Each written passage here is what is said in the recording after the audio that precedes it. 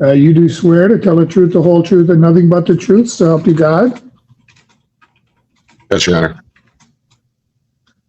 Honor. You can put your hand down. State your full name for the record. Jason Sean Moore. So, Mr. Moore, I believe you and Nicole had 2 children together, correct? Andrew and Olivia? Yes, sir.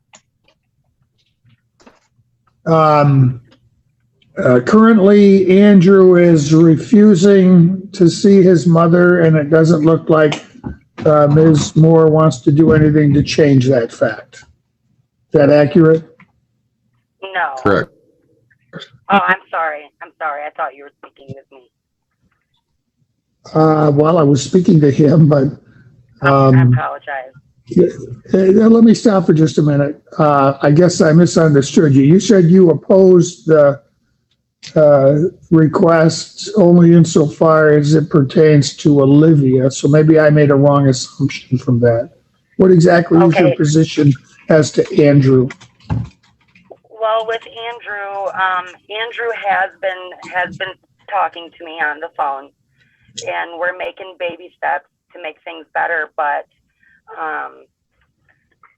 Jason has stated to me that our son is doing well and everything, and tell me he's passing his sophomore year, but that's not the case.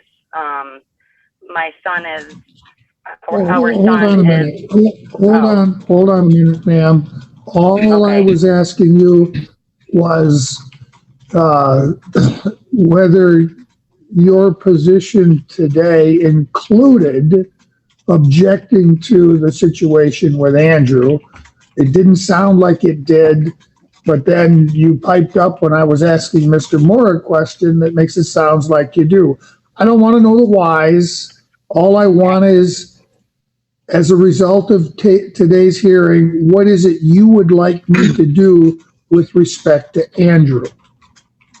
I would like to just keep doing what we're doing, but just for encouragement for him to stay on the right track with me. All right, thank you. You're welcome. Mr. Moore, I obviously read your motion.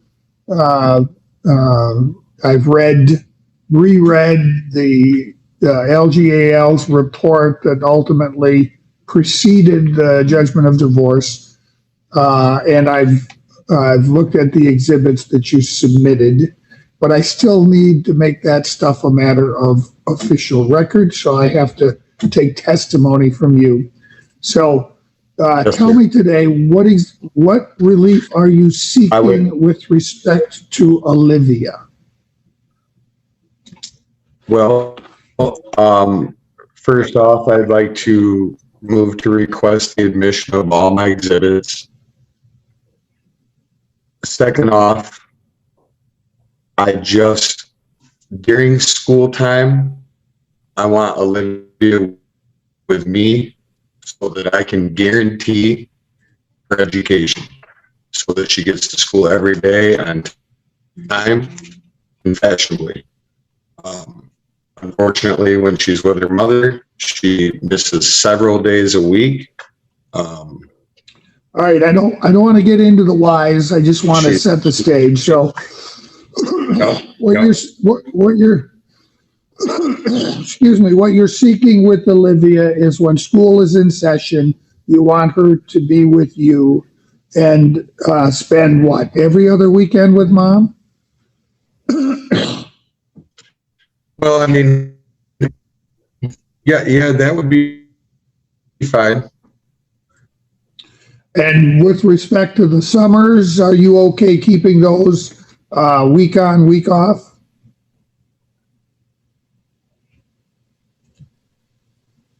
Yes, sir, as I written my motion. I sent that in the proposal order. All right, I saw that you'd sent us a proposed order. I didn't go through and read all of it. I will, obviously, before I enter any order. All right. And what relief are you seeking with respect to Andrew?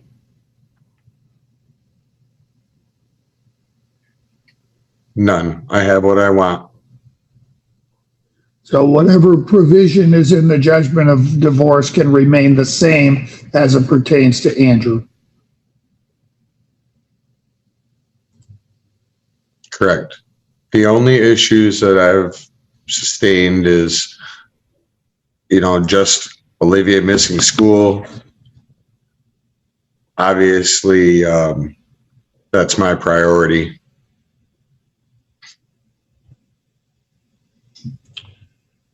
Okay, fair enough. So, you made motion that I admit your exhibits. Have you shared those exhibits with Nicole? Yes. Everything has been sent to her by email. All right, so Ms. Moore, do you acknowledge receipt of, it looks like exhibits, they're not in order, so let me.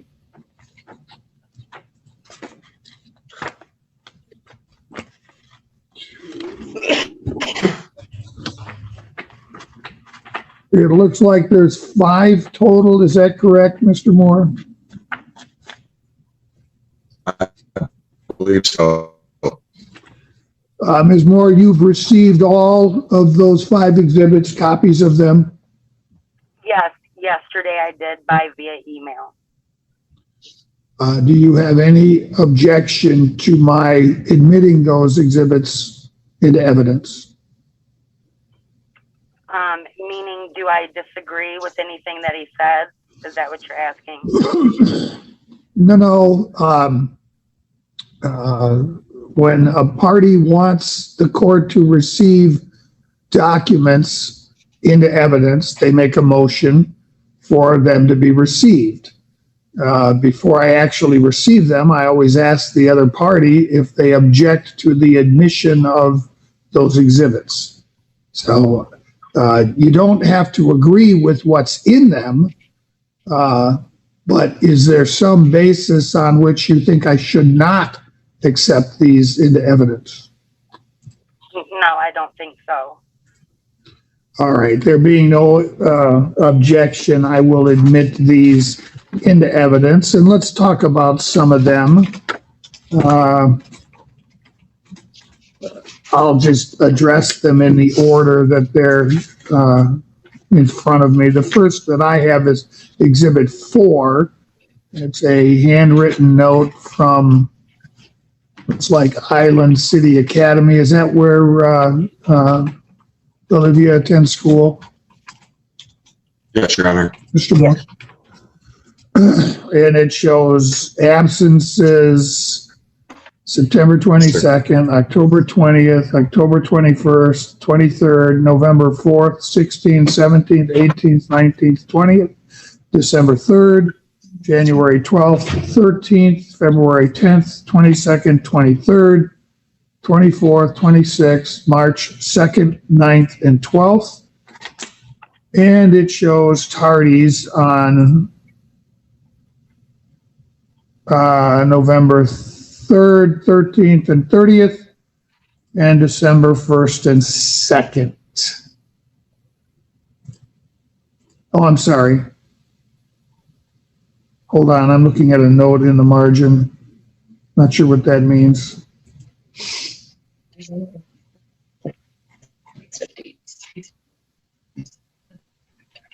There's another list of dates that you're missing.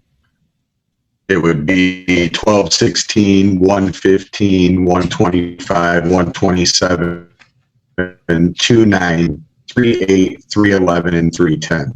Those are in the tardy list, Your Honor. Okay, hold on. I was just looking at that first page.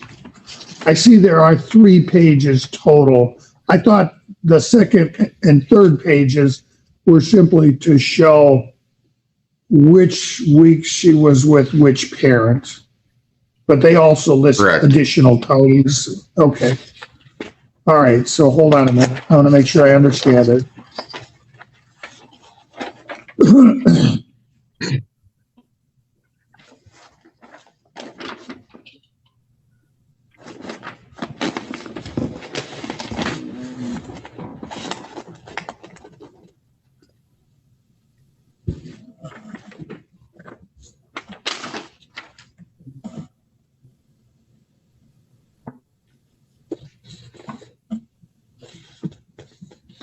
All right, I see that now.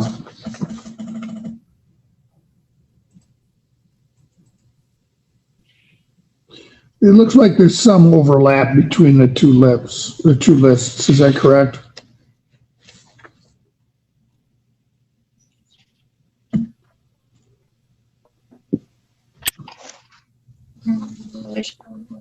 They should go right in order. Well, the first page runs from September through February in the first column, February through March in the second column. The second Correct. two pages, for example, I see, well, wait a minute.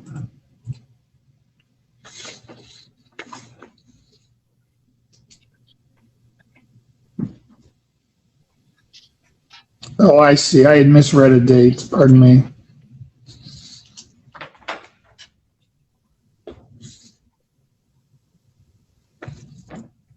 Yeah, it's the same dates. It's just broken down two ways.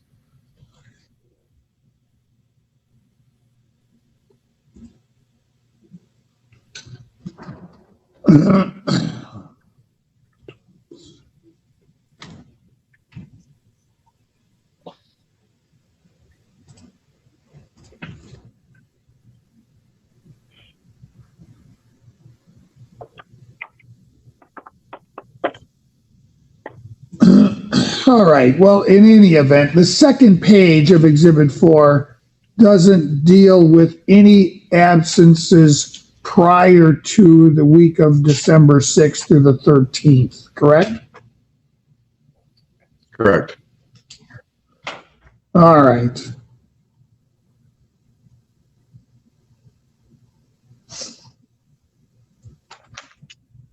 So there's an absence shown for September 22nd. Whose week is that?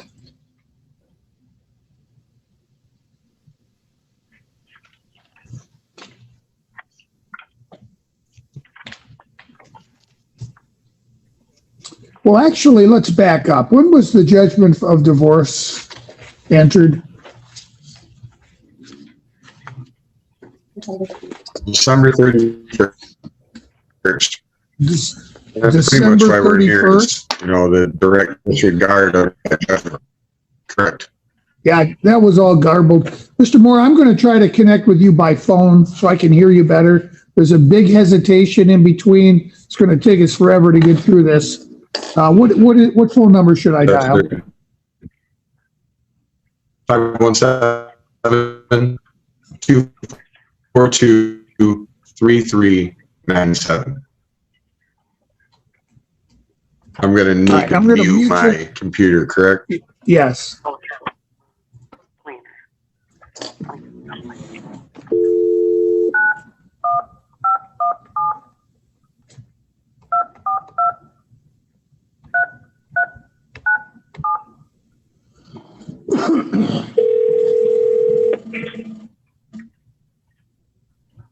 Yes, sir. Much better. All right, turn the sound down on your computer.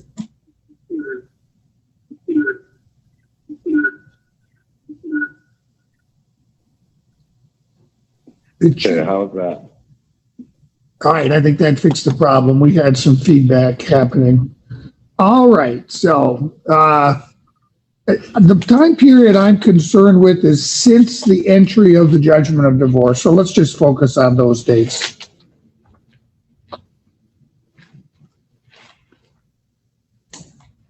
And let me just verify. Yeah, December 31st. Okay. So January 12th, January 13th,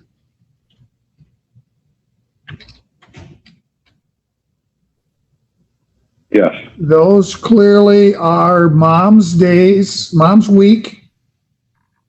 correct. So absence the 12th, absence the 13th, tardy The 15th. The 15th. And during your week that preceded that, there were no absences and no tardies, correct? Correct. All right. Then your week, no absences or tardies, and then we move to mom's next week, the 24th through the 31st. We've got 2 tardies, tardy on the 25th and tardy again on the 27th. Correct. And then on to week of 131. Yeah, that's your week, no absences or tardies. And then mom's next week, we've got 1 absence and 1 tardy. Correct. Next week is yours.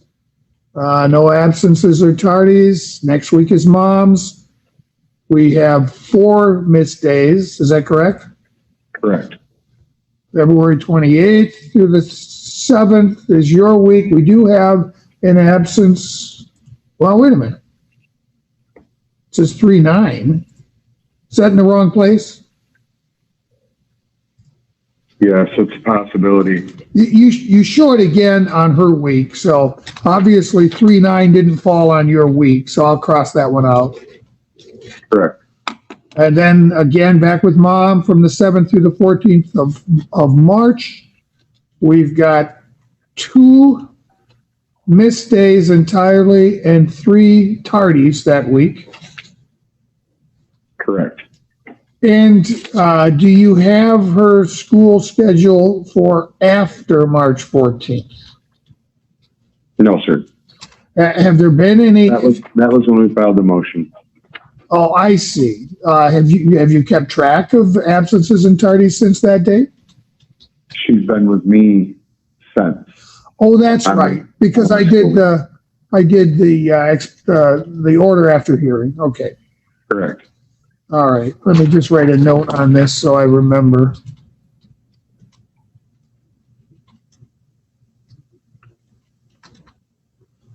Since she's been with you, has she missed any school or been late for school?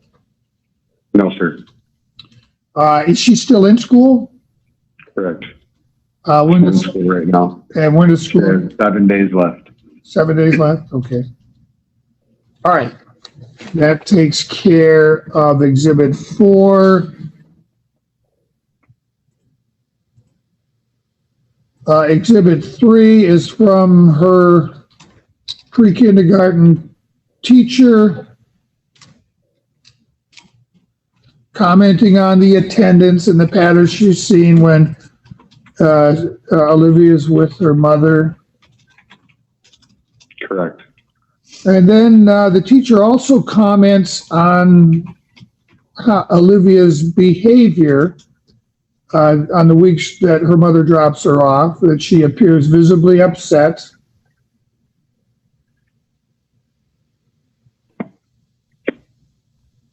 Yes, sir. All right, then eventually we'll settle down. All right. Exhibit 1 is just the judgment of divorce. We don't need to talk about that right now.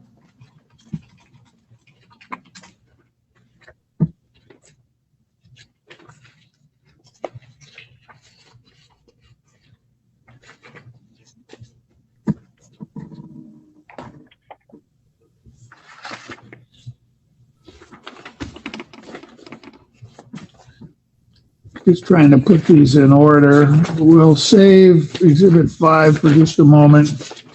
I do want to talk about that.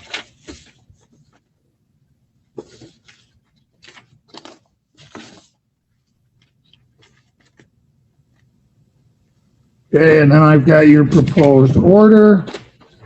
You can set that aside for the moment.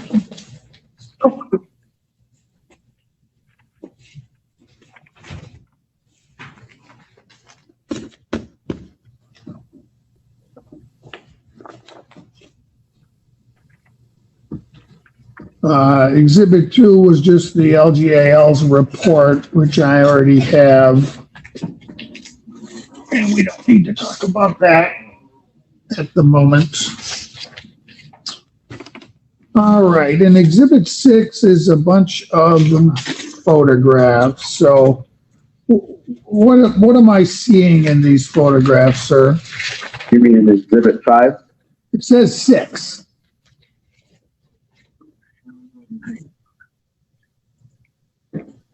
Oh, these are text messages to Andrew.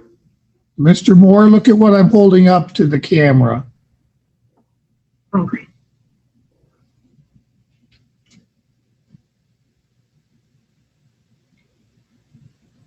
That's what I'm talking about. It's labeled Exhibit 6. That's what I'm asking you about now.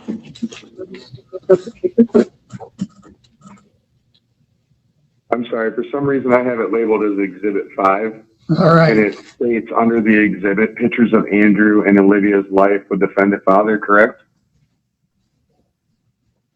There's no statement attached to it. There's just a letter Okay, superimposed on the photograph, Exhibit 6. So it looks like a series of photographs.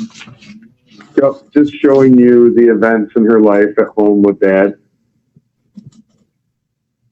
interacting with people, socializing. So what's the first page of Exhibit 6 in the upper left-hand corner shows your daughter with a woman. Who is the woman? That is my wife, Amanda Moore. Okay.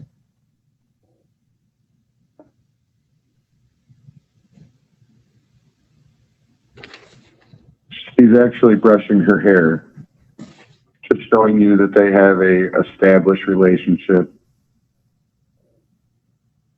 So Olivia is brushing your wife's hair? Correct. They do each other's hair all the time. Okay. And the next page, I see Olivia and your wife playing a game. Yep, the water game. I see Olivia and Andrew playing a game at some kind of an arcade. That is actually my stepson Jackson and Andrew, but yes, we're all at the arcade. Oh, okay. Oh, I see. Yes. Well, with the masks, it's kind of hard to tell. So Yes, sir. I recognized Andrew by the hair. I couldn't really tell who that was. I just assumed. All right. So that's your stepson with Andrew. What's his name? Jackson. And these are all your stepchildren are the children of your current wife. Correct. When were the two of you married? January 29th. Okay.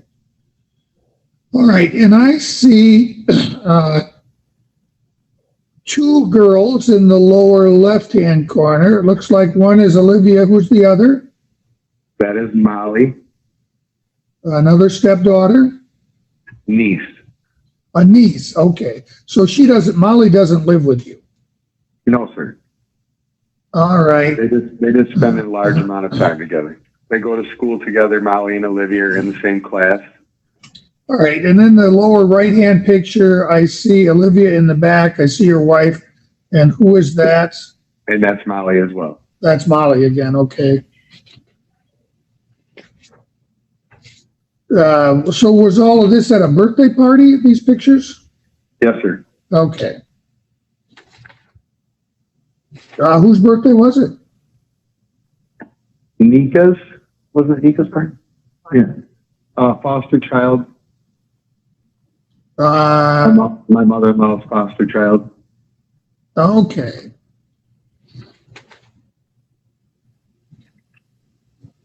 And then the next page, it looks like Andrew with a mask on and his thumb up in the air. Who's the young lady next to him?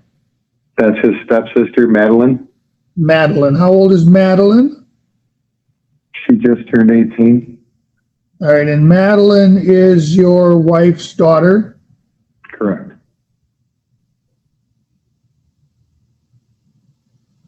All right. And I think I recognize the other people in the other photos on that page.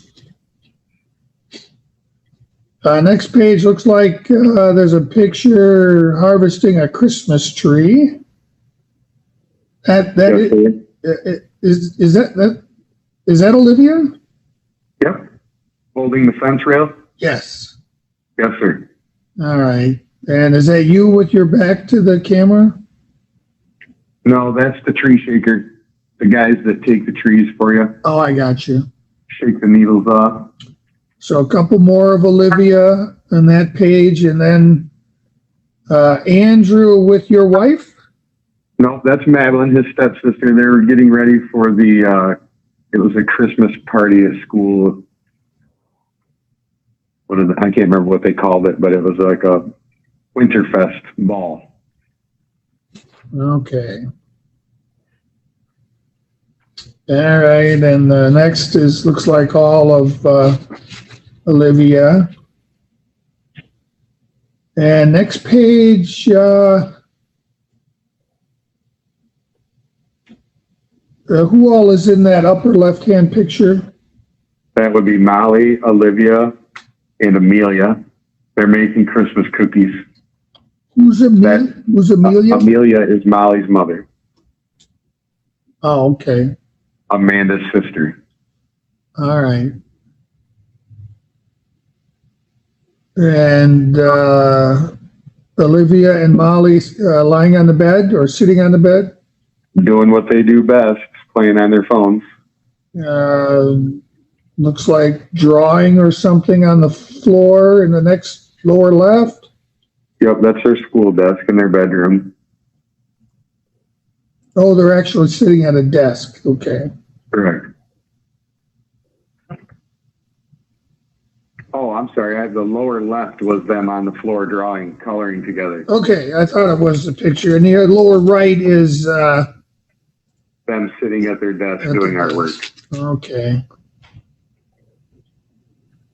And let's see, the next page, it looks like you and Olivia sitting somewhere. Having lunch. Sitting at the dinner table.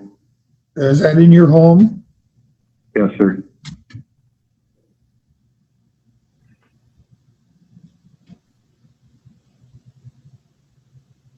And sitting on the floor, Olivia and Molly. all right, her hair looked a little lighter in this picture. That's why I didn't guess. And that's Olivia and Molly in the other two pictures on that page. Correct. Painting pumpkins, playing on the swing. And Olivia and Molly on the next page, up in the upper left corner. And what, Andrew and who's the young man with him? That's Jackson with short hair. Yeah, we were on a trip up north. That was Lookout Mountain in St. Ignace. Oh, I know where that is. Yeah, we're actually on a treasure hunt. Is that where you follow clues around and try to find a treasure? Yes, sir. And I see Olivia standing in front of a mirror. And then an outdoor picture with Andrew, looks like your wife. And then is that Jackson again from the back? Correct. Same trip in the woods looking for clues. Okay. Next page, more of Olivia and Molly. Olivia and Dad. Olivia and ice cream, I think. That there would be a Magic Milk, sir. A Magic Milk. Bigby's finest. Okay. At least that's what Olivia would tell you.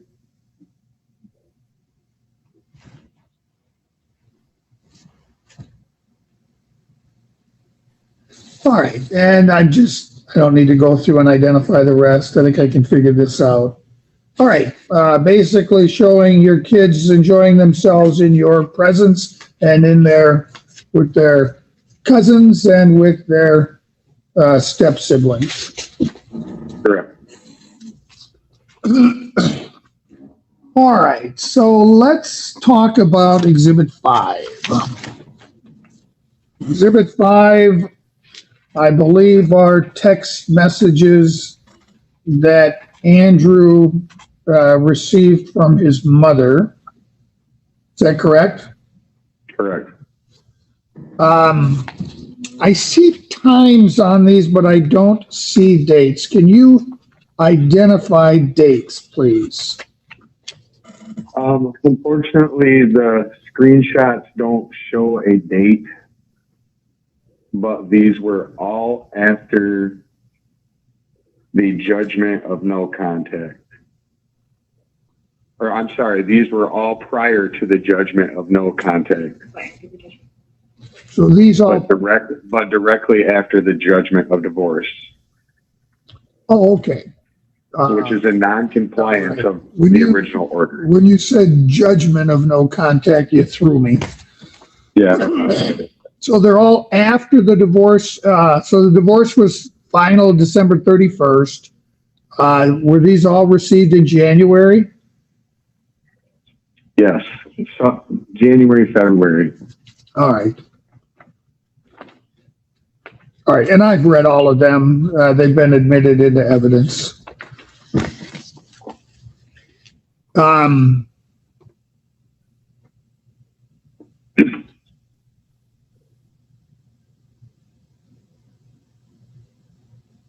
Other than the schooling issue, do you have concerns about Ms. Moore's care of Olivia? Well,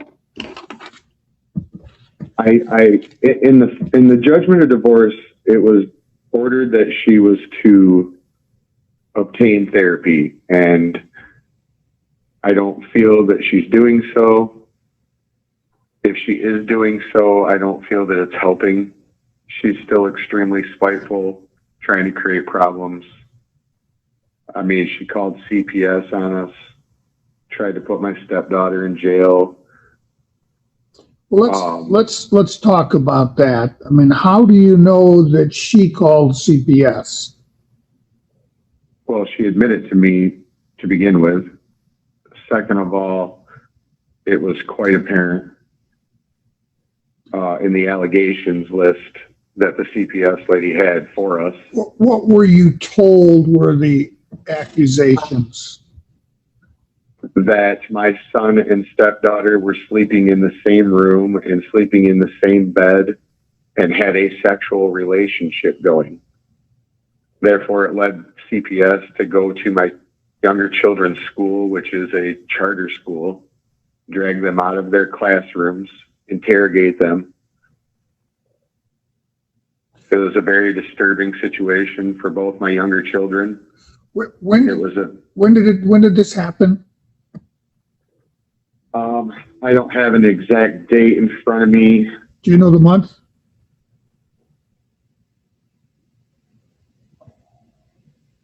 Not right offhand. Was it after Ms. Moore It was sent March 11th. March 11th. March 11th? So that would have been after the text messages that are part of Exhibit 5? Correct. So as I look through Exhibit 5, there was one that I believe accused him of having sex with, let me find it. I'm looking as well.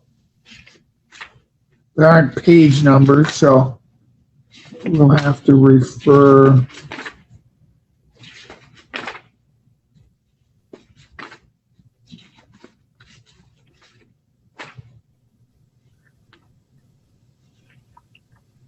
It's near the back. Yes, I found it. If I find out you're effing Maddie, there will be consequences. That Maddie is the stepsister who it was reported to CPS that Andrew was sleeping with and having sexual relations. Correct. Okay.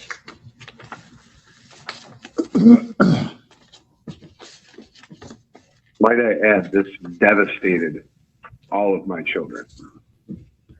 as they were all directly affected by this.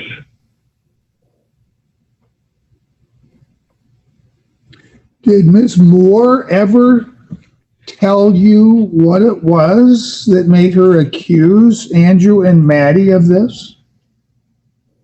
She tried telling me that someone told her that, but like I told you before, I can't believe anything she says. I've tried desperately to make this as easy as possible, the transition, everything. And it's just out of spite. Everything that she does is out of spite.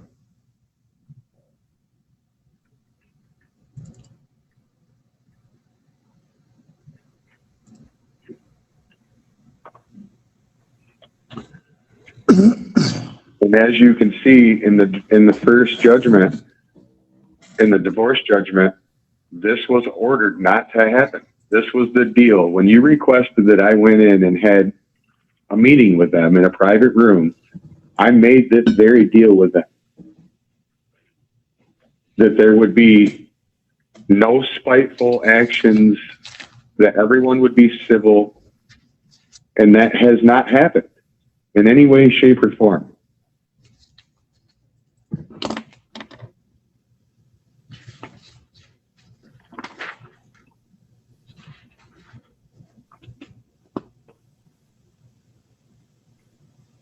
I want nothing more than my children to have the best relationship they can with their mother.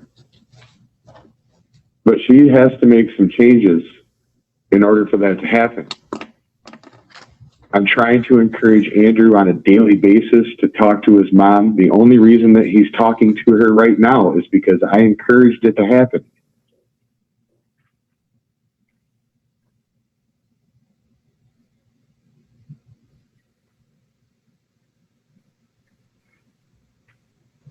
All right, and I'm looking at the specific language in the judgment of divorce as it pertains to Olivia. As long as Ms. Moore continues to take her medication properly, attends therapy, ensures Olivia attends school regularly, those were the conditions that you were referring to, and she's failed to comply on every basis. How do you know about her attending therapy or taking medication, whether or not that's happening? I don't, Your Honor. That's one of the things that bothers me, is that I can't tell. But her behavior, her actions lead me to believe that she's not taking the proper steps.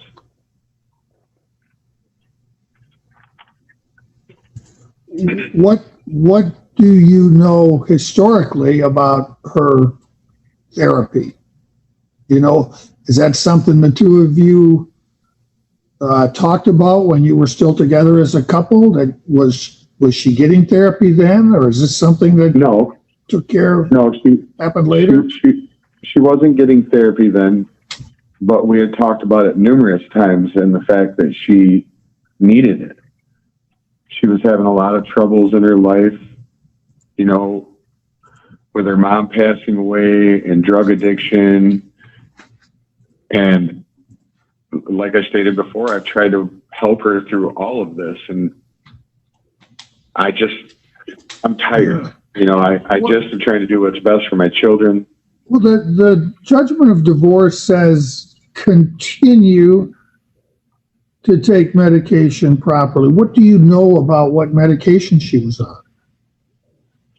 I don't know what medication she's on now, but it all has to do with depression medications and whatnot. You know what I mean? So obviously there was an understanding at the time the judgment of divorce was entered that she was on medication at that time. Yes, because she had started a therapy and they had put her on some medications. And great. That's what I was getting at. You don't know what the medications are, but you know, No. because she told you that she had started therapy and that they had placed her on some medications. Correct. All right. And that's how you know about the therapy. She told you she had started therapy, and your desire in the judgment was that she continue with both of those. Yes, sir. Okay. I just feel it's what's best for her to get her life back on track. Okay.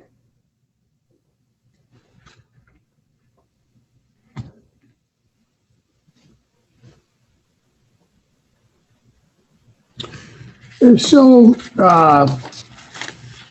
the guardian ad litem in his report went through a number of factors that he analyzes. Those are factors that the court is required to analyze. So I want to ask you about some of these things. Okay. Let me get to the right page.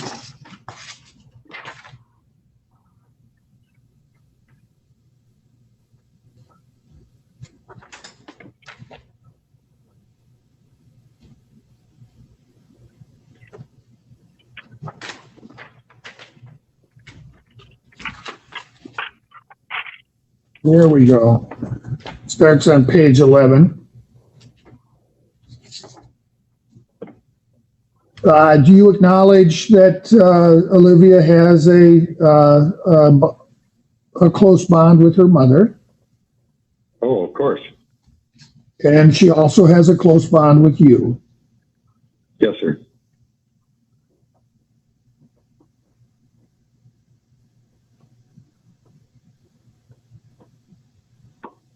She has a close bond with both of the children. I mean, her and Andrew were attached at the hip when he was younger. You know, it's just. And I didn't ask about Andrew only because you're both in agreement that I'm not going to change anything in the judgment of divorce as it impacts him. The only one we're looking at changing anything for is Olivia, correct? I understand. Yes. All right. So I didn't mean to diminish that at all. I don't know. I don't need to go into that. I just felt it necessary to say, you know, I mean, she has a great relationship with both kids. It's just, she makes poor decisions. You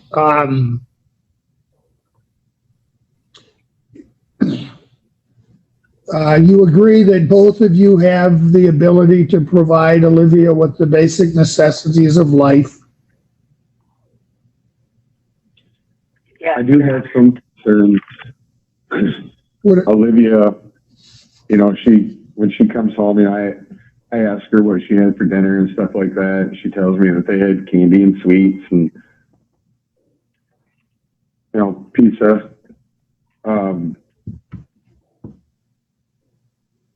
I don't really like the fact that she's still continuing to tell Olivia that her boyfriend is just her friend, her roommate. They live together, have lived together for a long time. He's there every time that Olivia's there. I don't want my daughter to be misconstrued, you know what I mean? Nor lied to in any way. But other than that, I have So no objections other than whether she may be choosing to feed your daughter things she likes as opposed to things that are more nutritional, there's no question in your mind she has the ability to provide her with the proper nutrition. I would like to assume so, yes. Do you have any reason to think she's living under some severely limited financial constraints that interfere? No, I don't think so. She has lots of family that can help her if she needs it. I mean, she could ask me at any point in time if she needed something for Olivia. As long as she's civil, as long as she's acting correctly, then I have no problem helping in any way, and have always stated so.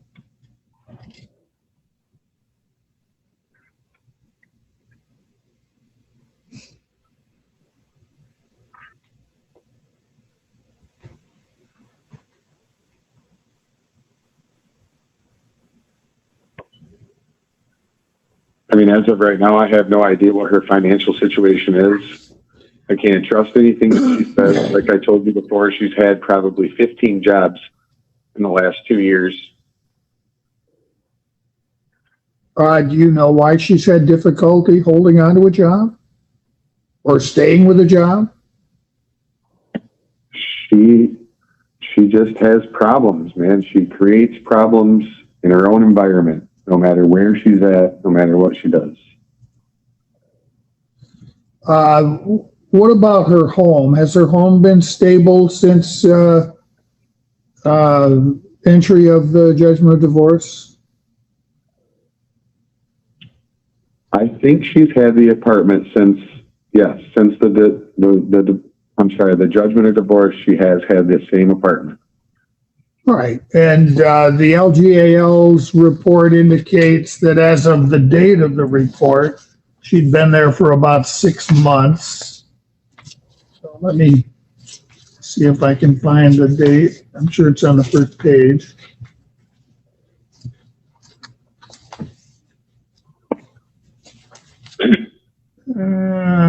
And of course it's not.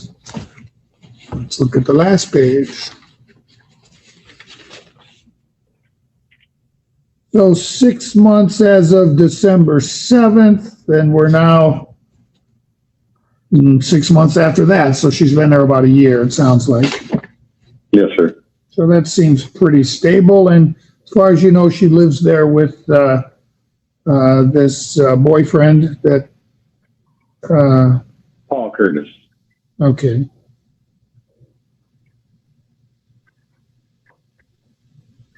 Do you know if anybody else lives in that home besides the two of them and Olivia? Not that I'm aware of.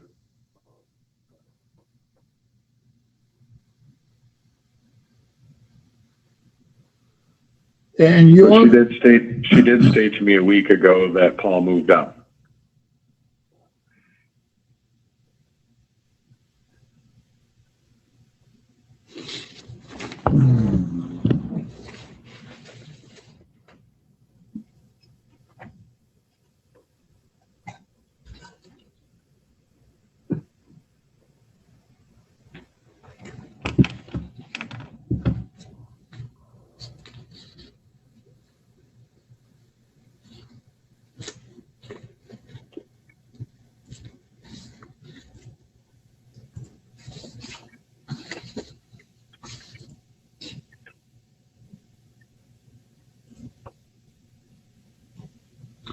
And your home is essentially unchanged since the judgment of divorce.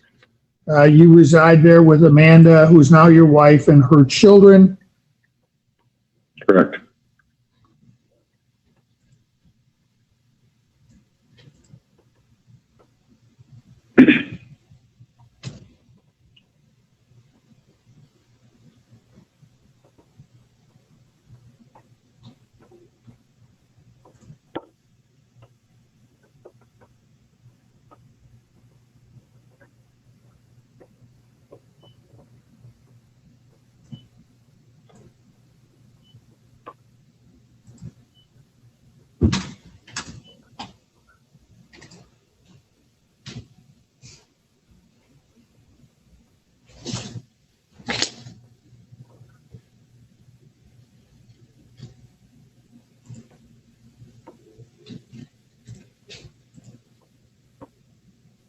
You have no mental or physical health issues?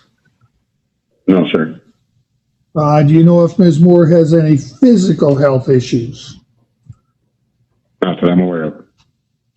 And you've already testified concerning your belief that she should be continuing in therapy and should be on medications. Yes, sir.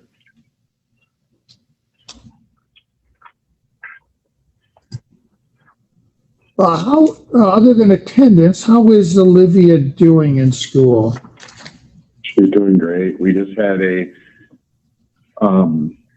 year-end conference, you know what I mean? And her teacher was ecstatic about how well she's doing. Me and Nicole both attended together.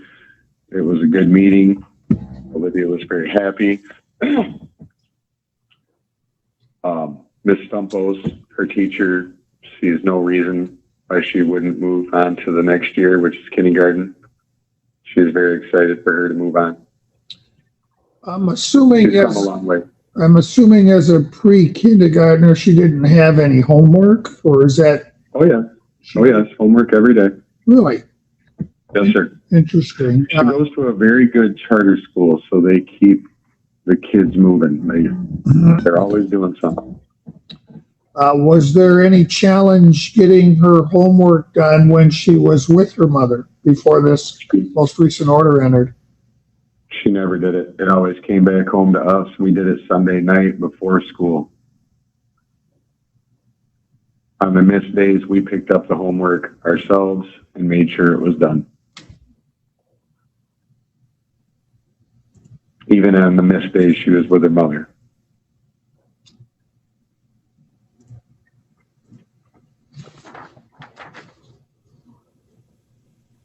All right, is there any other factor that I should be considering in deciding whether or not to grant your motion as it pertains to Olivia? Not that I'm aware of, sir. Ms. Moore, are there any questions I've not asked Mr. Moore that you would like to ask him?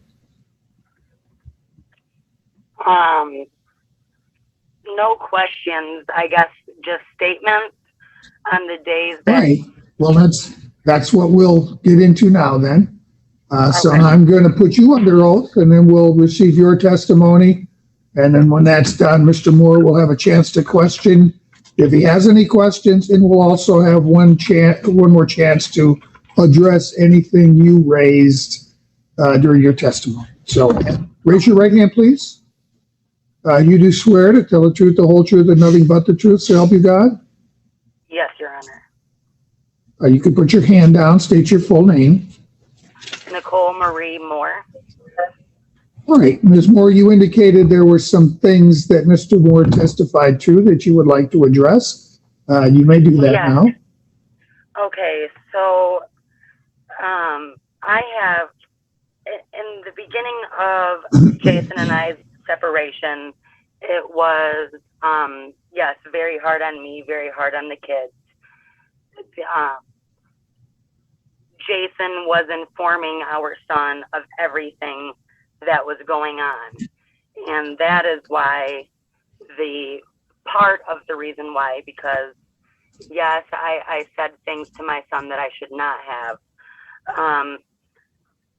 But I mean, he was allowing Andrew to read all of our text messages, to where the last time I was to take the kids to the Guardian and light them, they said that I just didn't show up. Well, my son had pretty much told me that if I wouldn't just sign the paper that his dad wanted me to sign, and I made them go into the Guardian and light them, that he would no longer talk to me.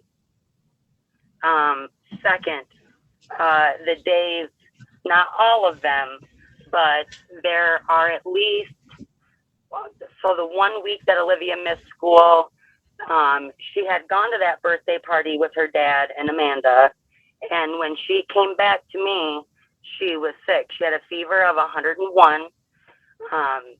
Jason at the time was not contacting me personally. He would not. So we were exchanging information through his mother. So every day, every time, almost every time that Olivia missed school, he approved it. So when she had the fever, Monday, Tuesday, Wednesday, she stayed home because she had a fever and would not get out of bed. She was sick. So I notified her teacher. I sent her back to school that Thursday. When I picked her up from school, her teacher notified me that Olivia had a very rough day, that she was exhausted, and they take a nap before parents come to pick them up. Well, she couldn't hardly get Olivia up that day. She was just so exhausted from the sickness. That cough that she had, and the fever went on for 3 days. The cough subsided for over a month. When I had stated that I think that Olivia should be tested for COVID, Jason had said that all I would be doing is torturing her. When it came to Olivia's parent-teacher conferences, I would message Jason and say, okay, Mrs. Stompost states that we can do conferences between 1 and 7. And he said no, that he wasn't going to get together with me to do conferences for Olivia. I expressed that I thought it would be a good idea just to show Olivia that we can be in the same room to know how well she's doing with her education. He didn't agree with that. Then his wife messaged my phone, started to call me a lunatic, and told me my son doesn't even want to talk to me. Why would her husband want to be in the same room with me? Well, it's not about that. It's about doing what's best for our children. Right before this hearing, a couple of weeks ago, I have all this. I just didn't know how to submit the evidence. This is all new to me. But Jason actually brought over a stipulated order stating that I sign it, and that I said, well, I need to read it first. He said, I don't have time for this. Sign this, sign this. Well, then later he had sent me a text message and said, if you would like to tell your son and daughter good night, then I expect you to be at my house at 9 p.m. If you do not, quit wasting my time. So pretty much trying to bribe me to sign this. And then my son called me. I actually have on text message where he messaged me. He needed some information about Yahoo for his gaming. And he had messaged me and said, Mom, why can't you just sign the paper? And I said, Andrew, I'm not going to talk about this with you. He said, no, you're right, Mom. We shouldn't talk about this. This is my fault. So that shows that Jason is informing him of what is going on. I mean, my son, prior to this, was telling me that I didn't deserve my daughter, that I had done all of this to our family. When I would try to contact Jason to talk to him about it, address it, so that he could have a talk with Andrew, or maybe we could all sit down together and try to find a better way to communicate without Andrew being so spiteful. Jason had responded to me that he didn't blame Andrew for speaking and feeling the way that he did toward me. I asked him if he was, because I would, since the time I couldn't message my son anymore, I was messaging Jason telling him, will you please tell my son I said good night and that I love him, and please try to talk to him about trying to have a good relationship with me. And he said, to be honest with you, Nicole, I quit asking because I already know his answer. And now, I mean, my son has cried to me. He has cried to me that his dad is telling him that he would never lie to him, to trust him, and this and that. So I feel like my son has always thrived for his father's attention. Jason was gone a lot, working multiple things. And when our stepson moved in, Andrew was very jealous of their relationship. And so I feel, and not only me, but my nephew, whom Jason had working for him, stated that he was afraid that Andrew was too scared to talk to me about it or go against what his father is saying. Otherwise, his dad's going to be disappointed in him. Let me interrupt you here. I only want to hear about things that happened after the divorce judgment was entered. So I want you to confine your testimony to the recent things. To the part, just this last motion where I don't get Olivia during the school year, is that what you're speaking of? No, just anything that's occurred since December 31st. Okay. So that has all occurred since December 31st. You were talking about a stepson moving in. That didn't happen since Yeah. December 31st.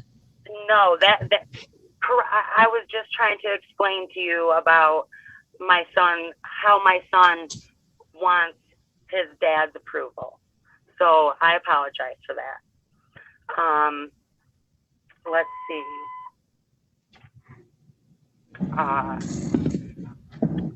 Every time I have simply just tried to talk to Jason about the well-being of our daughter.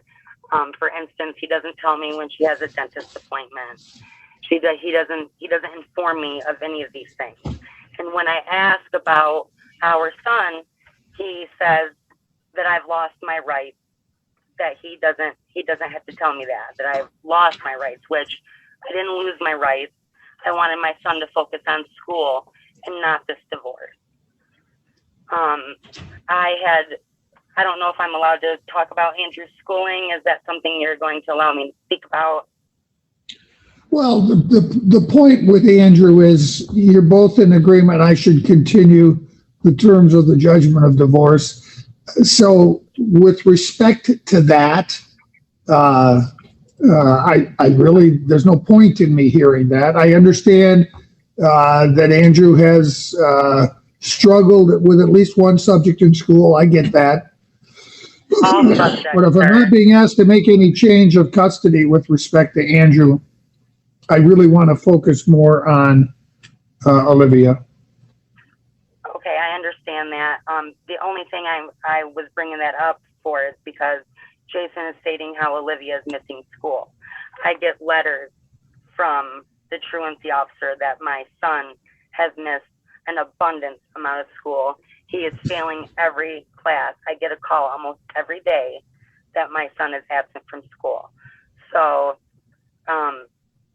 that's that. So now when it comes to the accusations of Andrew and the stepsister, her father was the one who had spoke to me about that.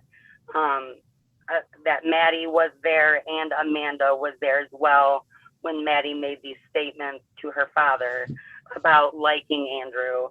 And Amanda's response to that was, well, I guess I'm going to have to start keeping an eye on you two. And then Jason's mother, which is my son and daughter's grandmother, who lives in their home as well, has also been concerned of this. She has told me that she has gone downstairs to check on them because she didn't feel comfortable with it. So it's not like I was doing it out of spite. All I've been trying to do is get along with Jason and Amanda. Since Amanda, every time that Jason and I would have a conversation and he didn't like what was said, he would have his wife message me, calling me a lunatic, all sorts of things. So I called the Eaton Rapids Police Department to figure out what to do from that point. They told me to block her number so I wouldn't have to worry about that stuff. But yes, Remind me who Amanda is. Amanda is Jason's wife.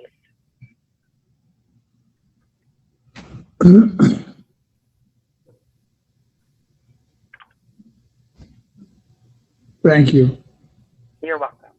And so the police department advised me to block her number because I should be co-parenting with Jason and not Amanda. And if they're stating I have mental issues, then she shouldn't be telling me that I'm, pretty much am psycho. She says I'm psycho and will send me pictures of her and Olivia, which I think is fabulous, but her intention is to be demeaning. And when she's done that, while we're on that subject, let me ask you, are you currently in therapy?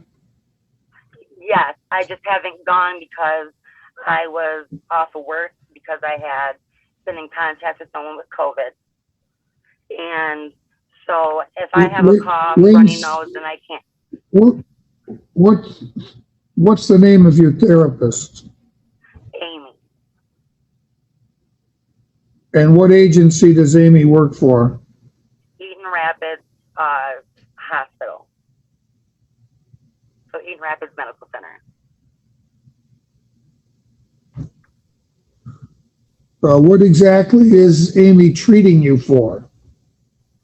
Just for depression, from the passing of my mother and the passing of Jason and I's family while we were together. His uncle had cancer. I cared for him. I cared for my uncle, and he had also died from cancer. So there has been a lot of deaths in our family, and it took a toll. And then, the problems with Jason and I arose, and that just, it broke my heart. I'm not going to lie. Are you on any medication for depression? Zoloft.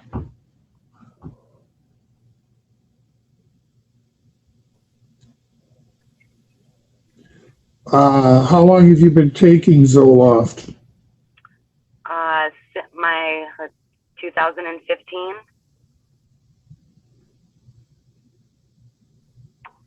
Who prescribed you with the Zoloft? Dr. Lowell Fernander.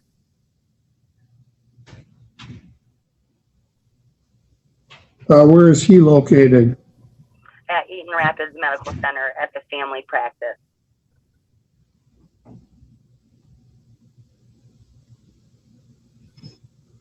Have you been taking the Zoloft continuously since 2015? Yes. Well, yes, right. I mean, there would be a day or two that I would forget when Jason and I were still together. But other than that, yes, I take my medicine regularly, and it hasn't changed since. Since your divorce was final, have you been consistently taking your medication? Yes, Your Honor. They actually upped my dose.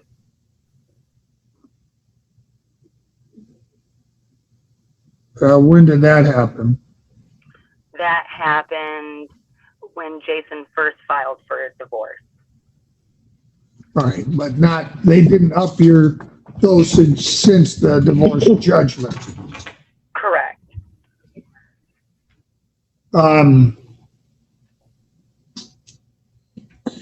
Have you ever been given a psychological evaluation? No.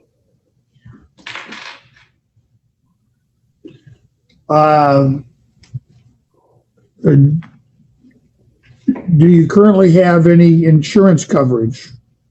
Yes. And who is that through? As of now, it's McLaren Medicaid, but I will be going on to my boyfriend's insurance. June 6th is when the open enrollment ends on that. So that should be, so that I should have that insurance.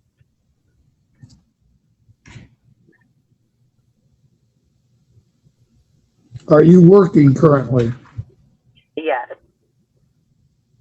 Where? Michigan Plumbing. What are your hours? They vary. I work 8 to 4, 7:30 to 3:30.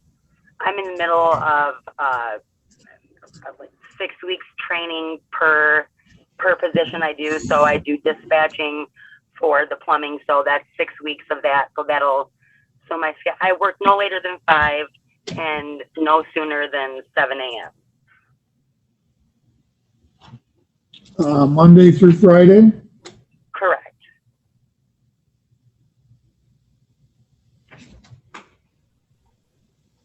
At some point, would you be eligible for insurance through Michigan Plumbing?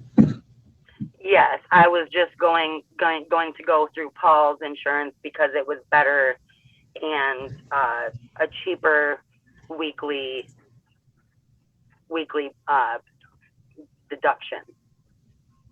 Mr. Moore testified that you told him Paul moved out a week ago. No, I had, that's what Paul was going to do, not only because his mother is in the beginning stages of dementia. Paul and I had spoke about just being friends, just so that we could stay on track and do what we needed to do with him, his mother needing him. But my daughter loves him. I mean, she calls him Daddy Paul, and I mean that wasn't my doing. She just does. They play together. I mean, you could ask her, and she just absolutely adores him. So is he your boyfriend, or is he just a friend? No, he's my boyfriend. He always has been my boyfriend. I just, if something were to, if I have ever said friend, which was only to Jason, it would be so that he would know that even though if we weren't dating, we are still staying in the same home and paying the rent together, so that Jason would not have to worry about whether Olivia had a stable home or not, and that there would be no drama.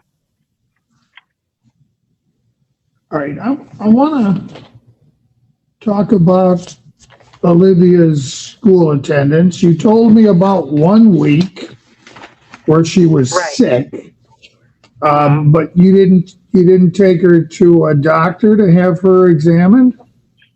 Well, when I suggested it to Jason, because, you know, I have to consult with him before I do anything, he told me that he did not want me to take Olivia to get a COVID test done because he said I would be torturing her.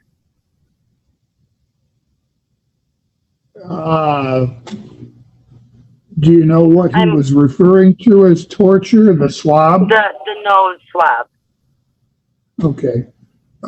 Did he tell you shouldn't take her to a doctor, though?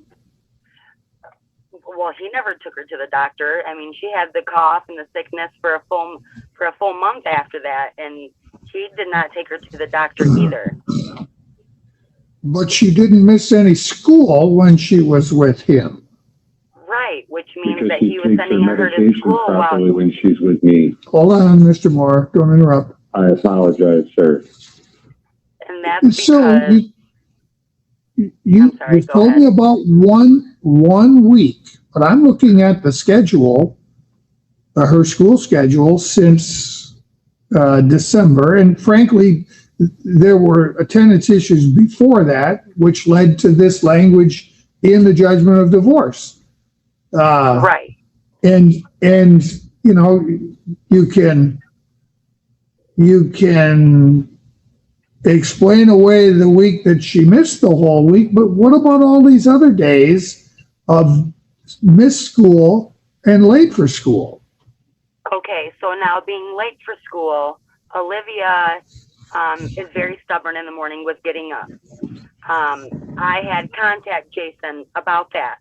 I called him one morning, actually, and said, Olivia is having a hard time getting up. Would you talk to her and let her know that she needs to listen to Mama and get up and dressed? And he says, Nicole, you are her mother. Figure it out. And he hung up on me. The other time that she had missed school. Hold on. Clearly, Mr. Moore doesn't have any trouble getting her out of bed and to school on time. She's not late once when she's with them. He doesn't get her up or put her to bed. His mother does.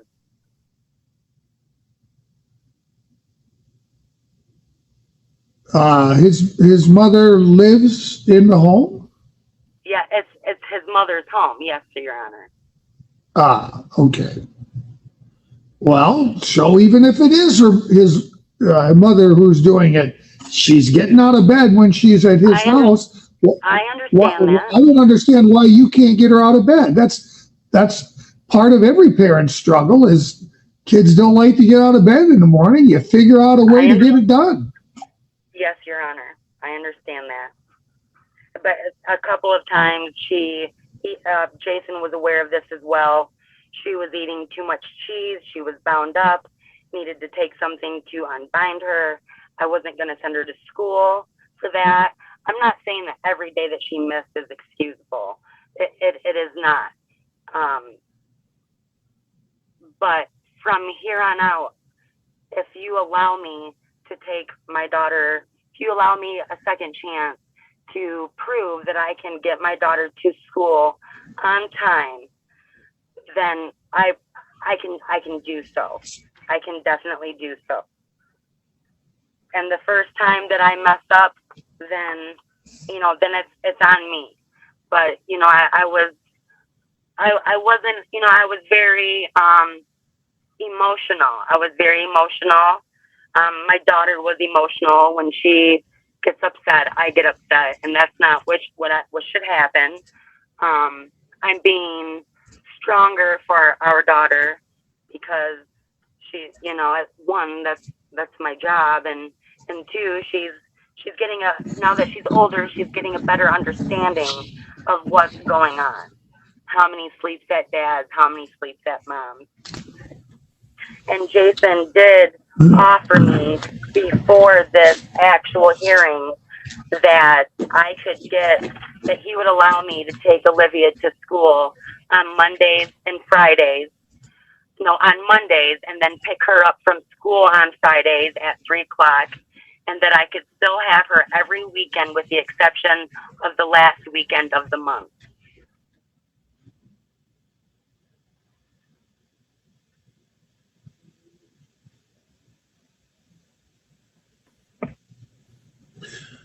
So I want to talk about these text messages that you sent to your son. Again, I'm not focused on Andrew so much here. I'm more focused on your parenting ability. Ma'am, these are so far beyond the pale of anything that any parent who's got their head screwed on straight would say to a child, even if they're angry with them. How do you explain the horrible, horrible messages you're sending to your son? I can't explain that, Your Honor. I let my emotions get the best of me, and I was wrong. I was very wrong. Well, when I see a parent who can go this far, it really gives me concern for Olivia. So you get really upset with Olivia for some reason? No. I'm posing a hypothetical. That at some point you do get upset at Olivia. When you reach that level of upset, why would I expect that you would speak any differently to her than you've spoken to your son?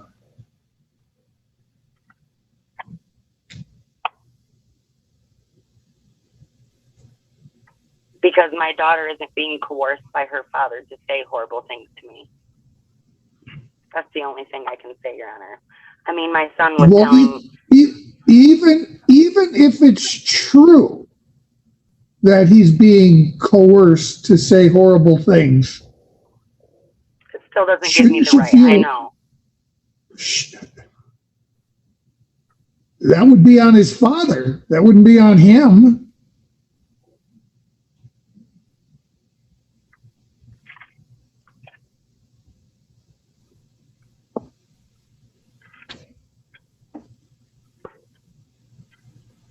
All right. Anything more that you wanted to say to me, ma'am?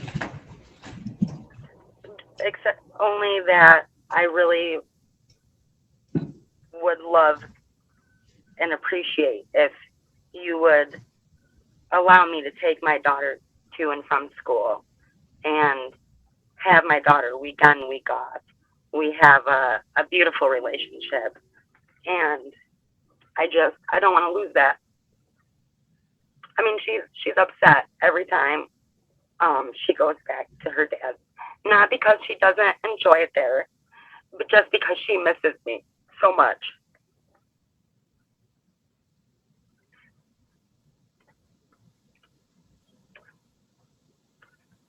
Okay, Mr. Moore, are there any questions that you would like to ask Nicole? No, sir. All right, and I did tell you I was going to give you a chance to respond to anything that she's raised. You can do that now. I would just like to add that no other kids at that party that we were at were sick, nor did any of those kids miss any school the following week. The fact that she stated to you that I was trying to strong arm her, I wasn't strong arming her in any way. It was a simple negotiation between parents to try to keep my children from having to go to court, which she agreed on, and then stopped me from working to drive all the way to town to have her sign it, which I had already emailed this copy to her so that she could oversee it and read it. I couldn't read She email. turned around I and told can't me read to it. drive it to town. I drove So that it I all can the way read to it. town. Hold on, Ms. Moore, don't interrupt. I'm I sorry. drove it all the way to town, which is 25 minutes from my house, to get her to sign it, and then she tells me she's not signing it. Obviously, I was upset. It was a complete waste of my time and of my efforts to go through and write the motion the way that we both had agreed on, and that's what she was stating, because we had talked, and I said, if it's too much for you not to be able to take her to school at all, then I will allow you to have her an extra day on the weekend. Therefore, you can take her to school Monday, and that would give you the opportunity to prove that you could get her to and from school at least one day a week. And on another note, with Andrew's classes, he is struggling in school, and we are doing everything we can in these trying times to help him. We already have him signed up for credit recovery this summer for both Spanish and algebra, so that he can get those classes taken care of, get back on track for 10th grade year. May I say something, Your Honor? Other than that, Your Honor, Not till he's done. Hold on. other than that, Your Honor, I have no further questions and nothing else to say. Other than I would just like you to make a respectful decision in this matter. I've been before you a couple times now. I went out of my way, as per your request, to try to make a deal with her. She failed to comply with any of those deals. I was instructed to make that deal so that if she failed to do her obligations, that we could come back to court and basically go right back to what the attorney ad litem had suggested to begin with. Therefore, here we are. So that's about all I got for you. Ms. Moore, there was something more that you wanted to say. I just wanted to say that on May 9th, Jason told me that our son was passing school. I found out he was not doing so when I stated to him that he didn't even have a 50% in any class. He told me that he is almost 17 years old. What do you advise I do, spank him? Those are the things He has to make his own decision. He has to do this on his own. Let's But not, I can't babysit him let's the whole not time. interrupt. I just want him to have guidance and focus on school. That's all I've ever wanted. I thought Andrew in the beginning, this is why this continued. I wanted Andrew to seek counseling. Jason didn't believe in counseling. He did not want Andrew to go to counseling because he didn't want to get Andrew any more involved in this. But Jason has made every choice to allow Andrew to be so involved that he should not, to where it has created a horrible wedge between mine and his relationship. Granted, yes, I did say horrible things. I can't take that back. But if I could, I would. I spoke to my son about this. He has forgiven me for it.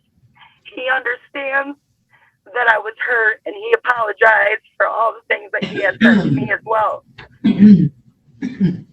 But Jason's fighting me every chance I get. I mean, he doesn't inform me when my daughter starts T-ball. I had to ask him, are there any upcoming events that I should be aware about? He tells me that she is enrolled in T-ball and this and that Amanda messaged me the information. Well, he knows Amanda is blocked from my phone so that I don't have to deal with her harassment. 2, I would like to be involved in that. If my daughter is going to do T-ball, I would love to be involved. He's trying to make it so I'm not involved.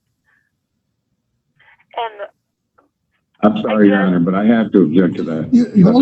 Hold on. You'll get a chance. I just want what's best for my kids. And right now, if Andrew is not seeing me as what's best for him, I understand that because I hurt him. But like I said, him and I have spoke about that since, and we both apologized to one another. As far as my daughter, if I get my daughter only on the weekends, she's going to be absolutely devastated.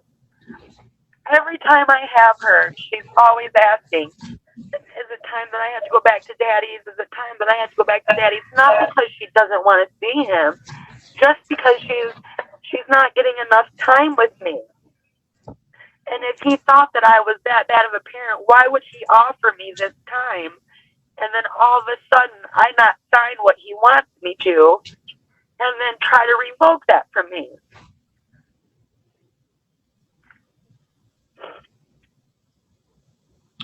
All right. So, Mr. Moore, I've essentially heard Ms. Moore's arguments for why I should do what she would like. Normally, I would hear, I would hear your arguments first, but it really doesn't make that much difference to me. So I'm going to give you a chance to make your argument as to what I should do and why.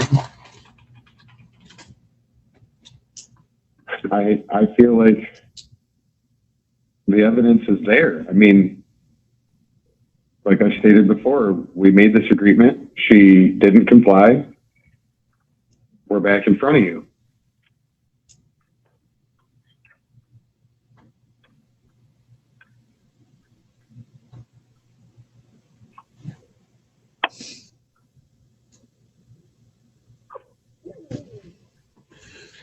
All right. So, the statutes in Michigan regarding child custody, specifically the Child Custody Act, have some pretty strong guidance that courts are required to follow whenever they're deciding on the issue of a request for change of custody. There's a number of factors that the court has to walk through. I realize the judgment of divorce says if the child's not in school regularly, that would provide a basis for a motion for change of custody. The problem with that is the Child Custody Act has a much higher standard. Child Custody Act requires, first of all, that I make a determination of, is there an established custodial environment? That's established when a child, let me get the precise language.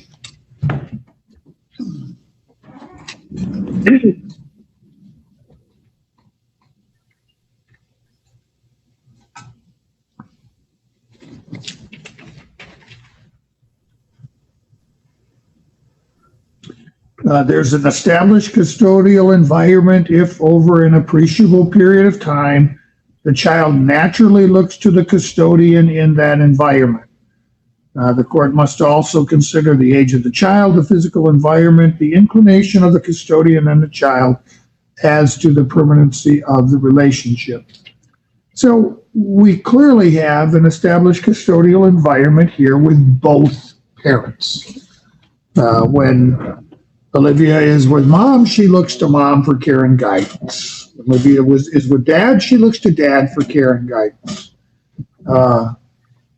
If there is an established custodial environment, a change of custody, which is what you're asking for, Mr. Moore, can only be granted if there is clear and convincing evidence that the change is in the best interest of the child. Minor modifications of the amount of time with each parent, adjustments to parenting time that don't change the established custodial environment. In other words, taking it away from one parent, only require a preponderance of the evidence that it's in the best interest of the child. So I'm required to follow the Child Custody Act. So here, we clearly have a situation where there's a problem with mom getting Olivia to school. There's clearly a problem there. She's admitted she can't even get her out of bed in the morning. That's a pretty strong sign of a lack of parental control. And might I add, Your Honor? Not that I can't get her out of bed. That is difficult. Neither one of you can add anything at this point. Okay, the proofs are closed. What's left is for me to rule. I believe that is an indication of a lack of parental control if you can't get a kid out of bed. Every parent struggles with kids who don't want to get out of bed. I remember how much my mother struggled getting me and my brother out of bed in the morning for school. And, but you know what? She did it. She did it. My 5'1" feisty mother knew how to get us out of bed, and she used cold water to do it. And I want you to know that when I had cold water splashed on me, I didn't like it, but you know what? I got out of bed. It worked. We made it to school on time every day, even though we almost never got out of bed when she first warned us to get out of bed. The water trick worked, and she only had to do it a couple of times. After that, all she had to do was threaten it, and that was enough.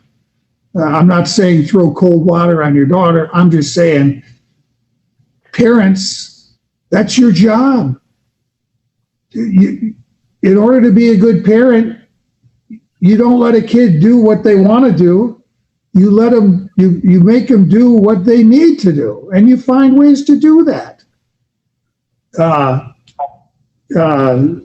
It is a extremely significant issue, and it's going to impact her.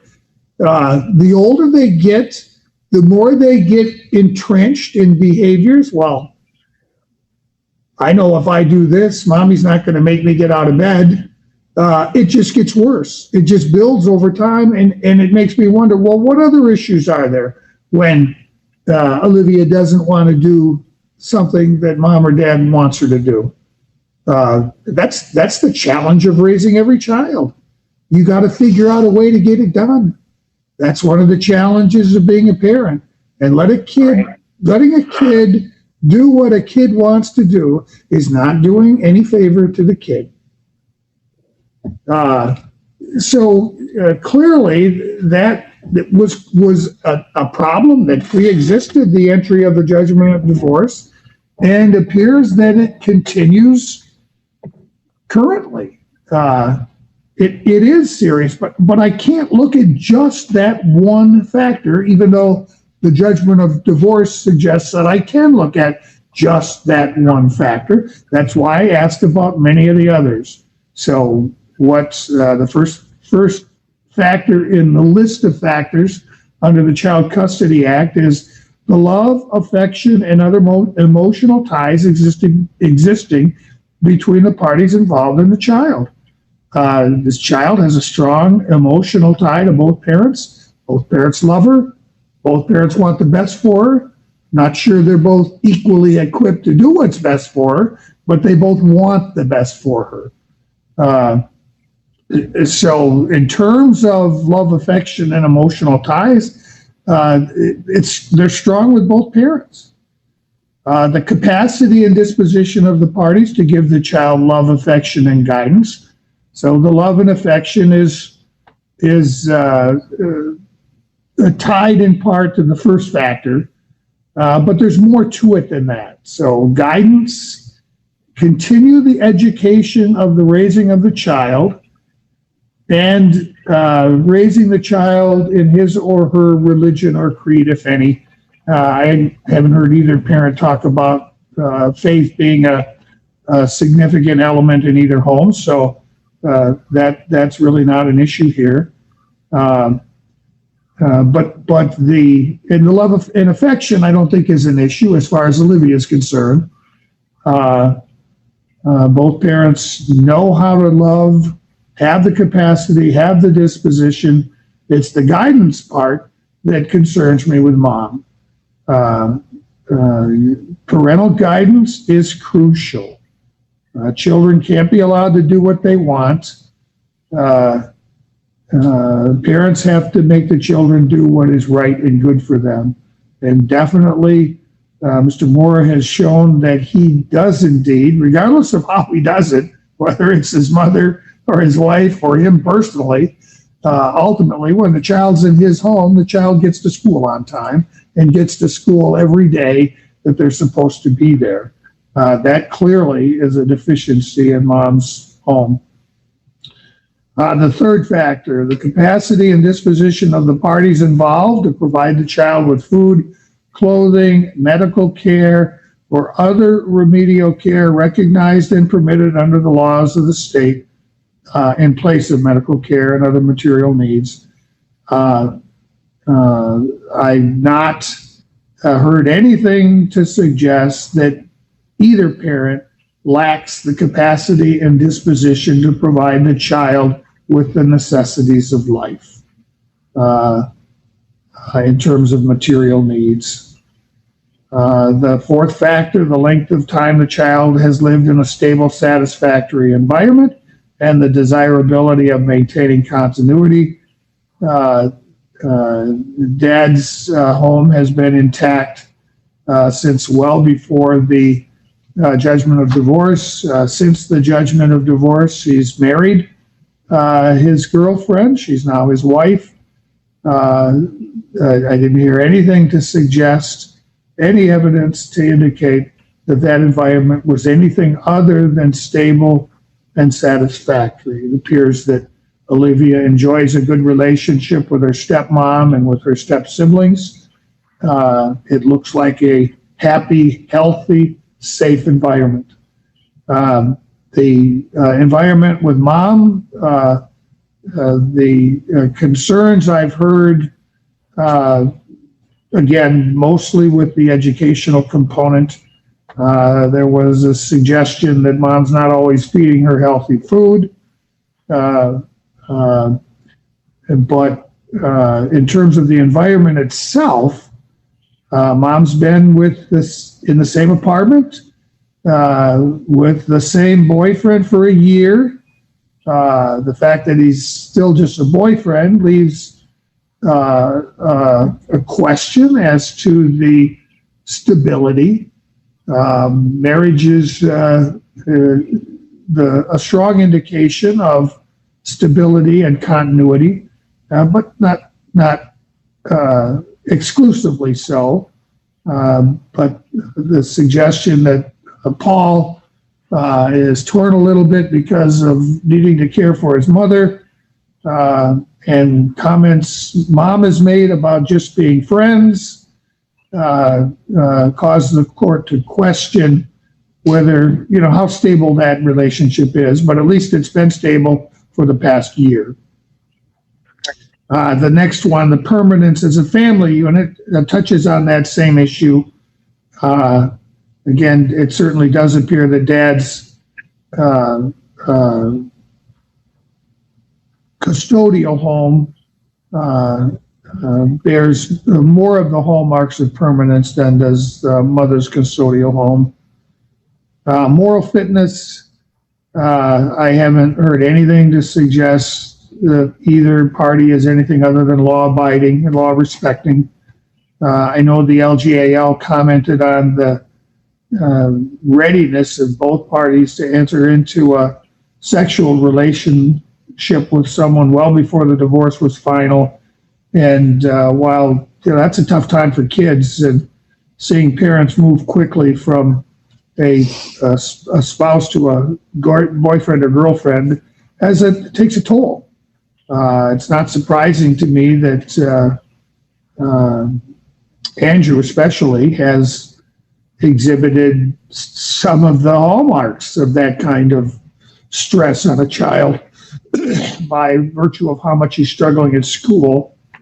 And clearly, the communications with his mother, I'm not at all surprised that he's struggling right now. That kind of behavior needs to end permanently. But again, we're not talking about Andrew here. We're talking about Olivia. There really isn't any more to comment on with respect to the factor of moral fitness. Mental and physical health of the parties. No indication that dad has any mental or physical issues, or mom any physical issues. Clearly, mom does struggle with her mental health. I have no reason to believe that she's not, in fact, taking her medicine, as she testified. There looks like there's been some interruption of her therapy, but that absolutely needs to continue. It does indicate that that there are some mental issues with mom that are impacting her ability to parent effectively. Again, much more pronounced with Andrew, but I can't help but wondering, when as Olivia grows, I heard dad testify to how close mom was with Andrew when he was younger. What happens when Olivia starts displaying the things that all adolescents and teenagers begin to display in the home? And if mom were to react similarly to the way that she's reacted to Andrew, the impact on her daughter could be devastating. So clearly that mental health of mom is a factor.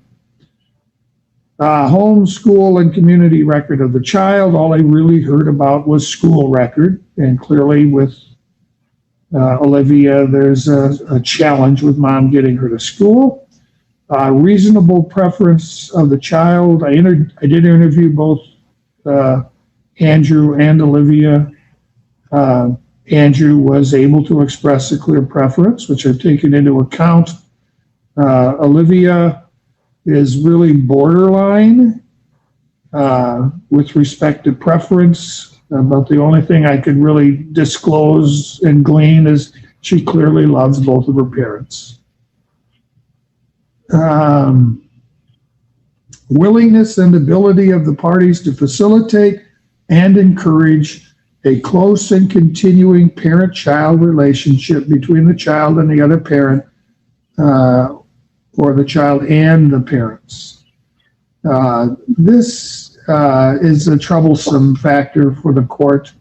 It appears that both parents have over-involved the children in the issues of separation and divorce. That was evident from the LGAL's report, and it looks like there's still some of that going on today. I can't begin to tell you how devastating divorce and separation are on a child, even when the parents do their very best to insulate them from the issues. It's hard on kids. But where the children get involved in the ongoing disputes, it's that much worse. I think both parents can be faulted in this area. Domestic violence has not been an issue. Any other factor. Based on all of the evidence, I cannot say weighing all of the factors, that there is clear and convincing evidence sufficient to justify completely altering the custodial relationship that exists between mom and Olivia. But I think I can adjust that time somewhat without destroying the custodial environment to address the very real concern about mom's ability to get her to school.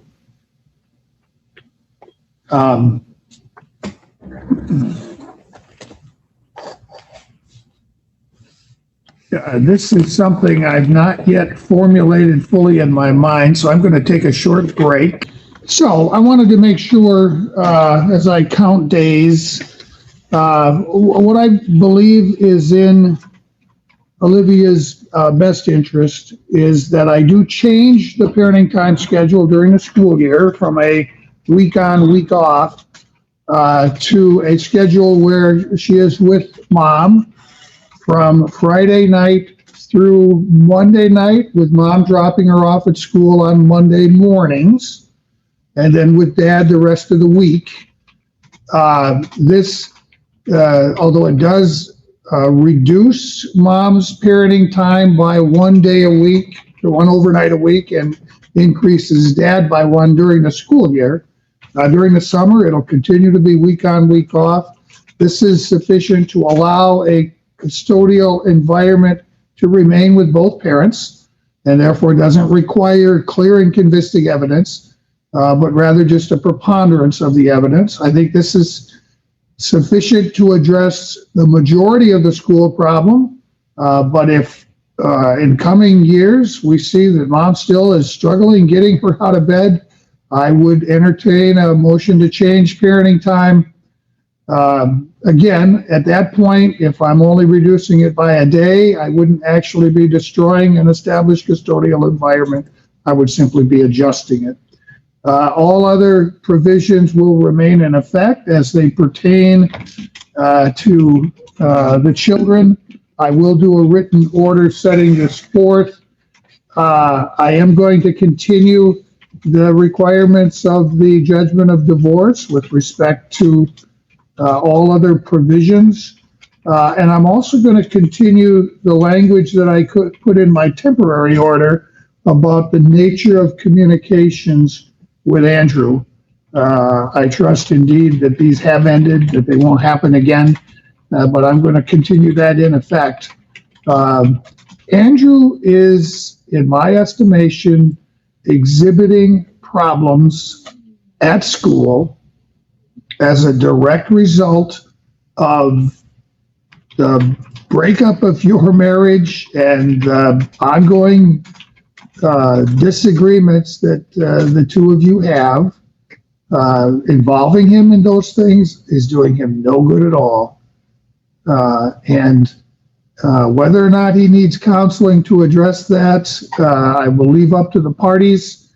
I think he could possibly benefit from them. I suspect the schooling may very well be a consequence of this kind of fallout. But in any event, I'm not going to be changing anything else with respect to Andrew. So I will issue a written order that contains my ruling. And I really hope that the two of you can begin to work a little bit harder to communicate respectfully to each other and to keep the best interest of your children at heart.